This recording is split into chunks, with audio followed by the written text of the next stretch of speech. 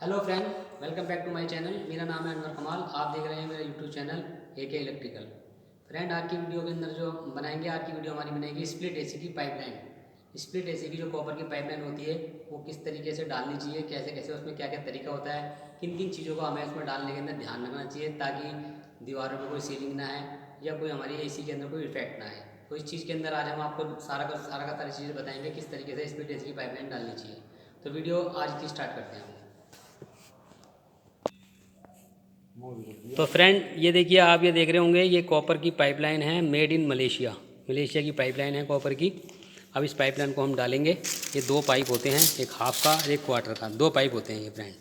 Malaysia का pipe है ये, अच्छी क्वालिटी का पाइप होता है। हमेशा ये ध्यान रखना, अंडरग्राउंड जो पाइपलाइन होती है वो हमेशा अच्छी क्वालिटी की डालनी चाहिए, जिसकी थिकनेस भी अच्छी हो, क्वालिटी भी अच्छी हो।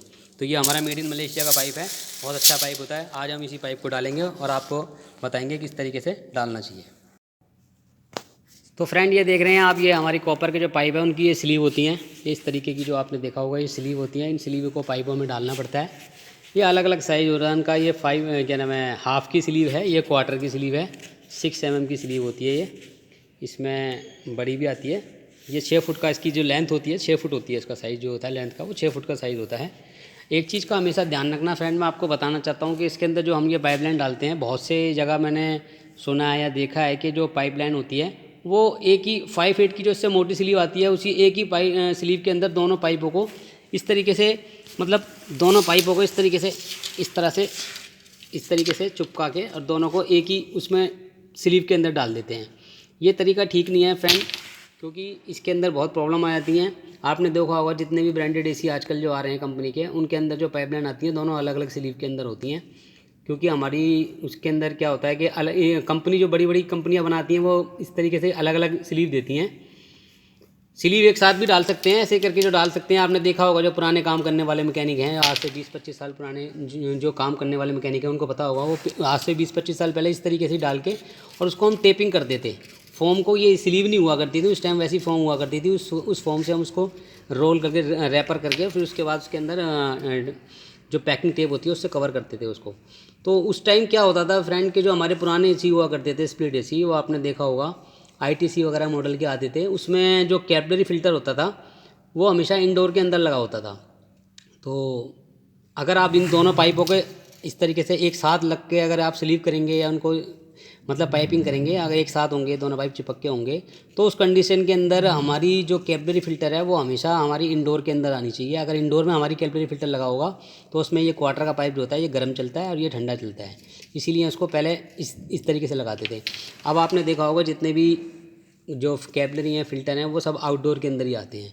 तो आउटडोर में कैपिलरी फ़िल्टर लगाने से हमारा जो ये पतला वाला पाइप होता है क्वार्टर का, ये भी ठंडा चलता है। तो इसलिए इन दोनों पाइपों को हम एक साथ नहीं कर सकते, इनको अलग अलग स्लीवों में ही डालना चाहिए। अगर हम एक साथ कर देंगे तो ये भी ठंडा चलेगा, ये भी ठंडा चलेगा, ये तो पहले ही हमारे कंप्रेसर को ठंडा कर देगा, इसीलिए इसको अलग अलग डाला जाता है।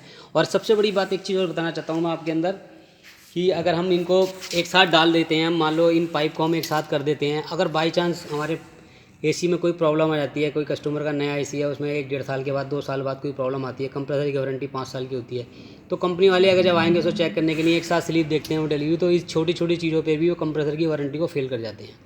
तो इस चीज़ का हमेशा ध्यान रखना, पाइपलाइन हमेशा अलग अलग पाइप में अलग अलग स्लीव डालनी चाहिए, क्योंकि हमारा कैपिलरी फ़िल्टर आउटडोर के अंदर लगा होता है, तो हमारे ये दोनों पाइप ठंडे चलते हैं, तो इसलिए दोनों को अलग अलग स्लीव के अंदर ही डालना ही चाहिए। यही बेस्ट तरीका होता है हमारा पाइपलाइन डालने का। तो फ्रेंड, जैसा कि आप देख पा रहे हैं कि हमने इनको पूरी पाइपलाइन को स्लीव चला दी है, इन पे पूरी पाइपलाइन हमने स्लीव से कवर कर ली है। ये देखिए आप, पूरी पाइपलाइन बना ली है हमने ये। और उसके बाद में हमने इसको पैकिंग टेप से, पूरी पाइपलाइन को हमेशा ध्यान रखना, जो भी आप ये पाइपलाइन डालते हैं उसको पूरी पैकिंग टेप से अच्छी तरीके से कवर करें, पूरी तरीके से। देखिए हमने पूरी अच्छी तरीके से पैकिंग टेप लगा रखी है। ये पैकिंग टेप से हमेशा पैकिंग टेप जरूर लगाएं, इसके अंदर पूरा इंसुलेट करें इसको पैकिंग टेप से। इससे क्या होता क्या है कि फ्रेंड, जैसे अंडरग्राउंड फिटिंग हम कर रहे हैं, कोई अंडरग्राउंड फिटिंग के अंदर, क्योंकि दोनों पाइप इसके ठंडे चलते हैं, तो ठंडे की वजह से क्या होता है कि इसमें मॉइस्चर बन जाता है। अगर ज़रा सी भी हमारी कहीं से फट जाती है स्लीव वगैरह, अगर हम पैकिंग टेप में लगाएंगे, तो पैकिंग टेप लगाने से इसकी जो मॉइस्चर होता है वो मॉइस्चर बन नहीं पाता है इसके अंदर। मॉइस्चर बन जाएगा तो क्या होगा कि जो हमारी दीवारों पे जो सीलन होती है, जो हमारी POP है, वो सारी ख़राब हो सकती है। तो इसमें ये सीलन की, लीकेज की वगैरह की दिक्कत आती है, इसलिए इसको पाइपलाइन को स्लीव से कवर करने के बाद में उसको पैकिंग टेप से भी कवर करना बहुत ज़रूरी होता है। ठीक है फ्रेंड।